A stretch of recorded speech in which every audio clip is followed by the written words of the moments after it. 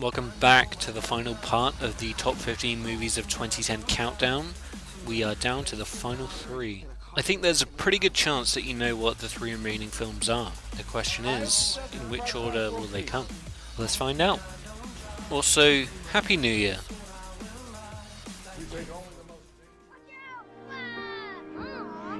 No, just keep playing. Just pretend I'm not here. Does the red light mean it's going?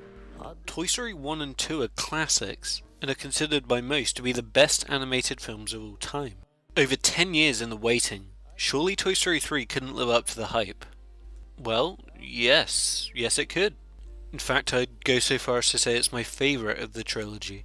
The film has the ability to go from hilarious one moment to poignant the next, and is a real emotional roller coaster. It's pretty well documented that a lot of people who went to see this film were crying at the end, which lets you know how beloved this franchise is to people. I definitely found Toy Story 3 to be the most clever and hilarious of the three Toy Story films. One of Pixar's best films, for sure. And while I'm not entirely convinced that this is the toys' final outing, I have to say if it is, it's definitely a fitting tribute. And a terrific send-off to one of the most successful film series ever. There's a snake in my boots! That was Scottish Woody. Hysterical? Now, yes, maybe, but not right now. Come on, let's see how much we're going for on eBay. There's one thing you should know about me. I specialize in a very specific type of security. Subconscious security. What? This shitfuck didn't put Inception #1. Okay, calm down there, myself. I'll go and see anything that Christopher Nolan puts out nowadays. But Inception was one that piqued my interest from early on. When I saw the big city folding in half in the trailer, I was like, yo, how you doing there, mate? And the film's reasoning behind it was fascinating. The story and narrative are excellent and really well put together. And I felt the action scenes were easily the best I've seen in any Christopher Nolan film yet.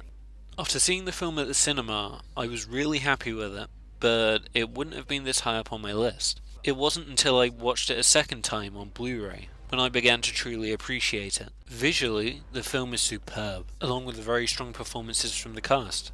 The concept of the film may be a little overwhelming for certain viewers, but at the end of the day, if you give it a chance with an open mind, the film makes sense. If you haven't already checked it out, I definitely recommend you do so. And this last job, that's how I get there.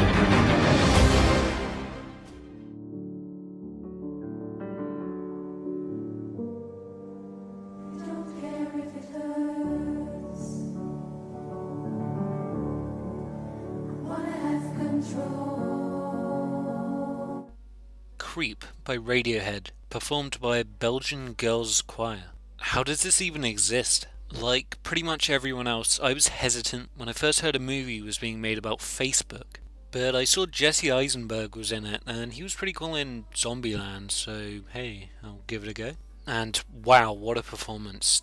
Eisenberg, who is already up for a Golden Globe for this performance, plays Facebook founder Mark Zuckerberg with a great deal of passion. And it really is a side of the actor that I haven't seen before. But what good is a film with great acting if it has a bad script? That is definitely something that this film doesn't have to worry about. It really is impeccable and fascinating, and this combined with the direction by David Fincher makes for a truly wonderful film. This story of Facebook's rise, fall, and rise again is absolutely fascinating, and is one of the best screenplays I've seen in many a year.